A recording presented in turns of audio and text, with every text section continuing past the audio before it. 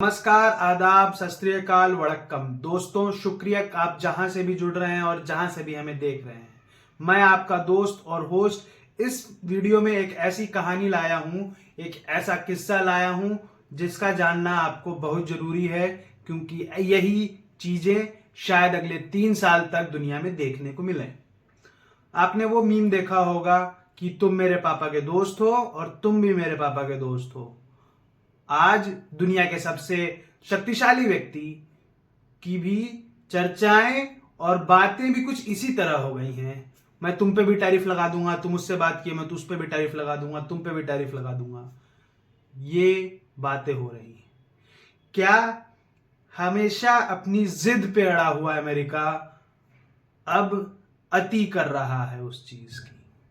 50% tariff हुआ, 500% tariff हुआ कि जो रशिया के साथ व्यापार करेगा। 25% टैरिफ हुआ जो ईरान के साथ व्यापार करेगा। ईरान की रिजीम को खुद ही ये गिरा रहे हैं और वहां पे शायद इराक की तरह एक अराजक माहौल बना के छोड़ देंगे। गद्दाफी के साथ भी यही किया इन्होंने अफ्रीका में, जब उसने डी डॉलराइजेशन की बात की, गोल्ड बैक्ड करेंसी की बात की अपने अफ्रीका के लिए। खैर, अब जो 25% टैरिफ की बात हुई है और उनके जो यूएस के मिलिट्री बेस आगे बढ़ रहे हैं ईरान की तरफ, धीरे धीरे वो ग्लोबल इकोनॉमी पे एक बहुत बड़ा खतरा है। मैंने जैसे पिछली वीडियो में ही बताया कि कैसे अरब के देश ईरान को बचा रहे हैं कि वह हमला न करे, क्योंकि 20% तेल दुनिया का स्ट्रेट ऑफ हॉर्मुज़ से गुजरता है, जहां पे ईरान का कब्जा है। वहां पे हमला होगा, 20% तेल दुनिया का इधर उधर हो जाएगा, इकोनॉमी पे एक झटका लगेगा। यूएस अब एक नया चीज लेके आया है जिसको बोलते हैं ग्रीनलैंड प्लान। यूएस को अब ग्रीनलैंड भी चाहिए, जहां पे कॉपर, यूरेनियम, ऑयल और बाकी रिसोर्सेज हैं। जैसा कि आपको पता है, ग्लोबल वार्मिंग की वजह से बर्फ पिघल रही है आर्टिक रीजन में, और ग्रीनलैंड इसी आर्टिक ट्रायंगल के बीच में है, जहां रशिया, यूरोप और कुछ हद तक बाकी ट्रेड रूट्स भी हैं। आर्टिक रीजन में उसको सुप्रीमेसी चाहिए यूएस को। रशिया बहुत करीब है उस आर्टिक रीजन के और वहां पे वो अपनी मिलिट्री बेस बढ़ा रहा है। चाइना भी अपने आप को नियर आर्टिक कंट्री बोलता है कि उसके पास आर्टिक रीजन का एक्सेस है। बर्फ पिघल रही है, नए नए मिनरल्स आ रहे हैं, रेयर अर्थ मेटल भी है वहां पे, जो उनको यूएस को चाहिए। हालांकि US north west region of Greenland, जो थुले एयर बेस है, वहां से ऑपरेट करता है, पर अब इसको यूएस को पूरा ग्रीनलैंड चाहिए। ग्रीनलैंड वासियों का क्या कहना है? ग्रीनलैंड वासियों का यह कहना है कि Greenland belongs to Greenlanders.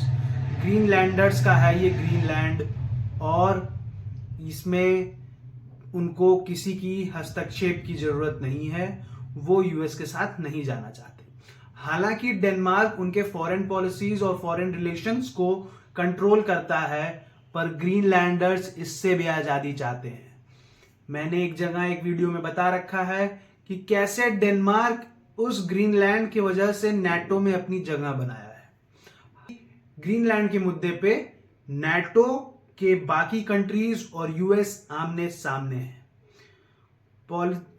Soldiers deploy किए जा रहे हैं धीरे धीरे ग्रीनलैंड में। क्या ग्रीनलैंड अब एक प्रॉक्सी वॉर जोन बन जाएगा US versus rest of the world का? क्या ट्रंप का ये टैरिफ वॉर क्या एक रियल फिजिकल वॉर बनेगी? ये तो आने वाला समय बताएगा। अब हमें क्या करना है? हमें मतलब हम भारतीयों को अब ये आर्टिक रीजन में वो ऑब्जर्वर है, उसे पता है कि कैसे चीजें वहां चलती हैं और उसको एक ही पार्टनर पे ट्रेड में सबसे ज्यादा डिपेंडेंट नहीं रहना है। जैसे ट्रंप ने टैरिफ पे टैरिफ तारीख पे तारीख के बाद टैरिफ पे टैरिफ का जो एक डायलॉग शुरू किया है वो अब आगे जाके बढ़ेगा। ट्रंप को बीता हुआ 1 साल हुआ है, आगे 3 साल भी शायद दुनिया व भारत को इन्हीं चीजों से गुजरना पड़े और भारत को अपने अब वाइड स्प्रेड पार्टनर्स रखने होंगे ट्रेडिंग में और भारत को इसमें ऑटोनॉमी की भी एक जरूरत होगी। वो किसी के खिलाफ खुल के भी नहीं जा सकता, ना किसी का खिलाफ दे सकता है। भारत को यहाँ पे एक वही नीति अपनानी होगी जो उसने कोल्ड वॉर के टाइम अपनाई थी, ना किसी का साथ दे ना किसी के साथ लड़े। अपने पहला टारगेट ये रखे कि वाइड स्प्रेड ट्रेडिंग्स में, वाइड स्प्रेड कंट्रीज में, ज्यादा से ज्यादा कंट्रीज में अपना ट्रेड इंफ्रास्ट्रक्चर इन्वेस्टमेंट फैलाए, क्योंकि यूएस अब अलग राह पे चल चुका है। यूएस जो है अब यूरेनियम के लिए ग्रीनलैंड पे चढ़ाई करने की सोच रहा है। नाटो के प्रिंसिपल्स भी अब तार तार हो चुके हैं।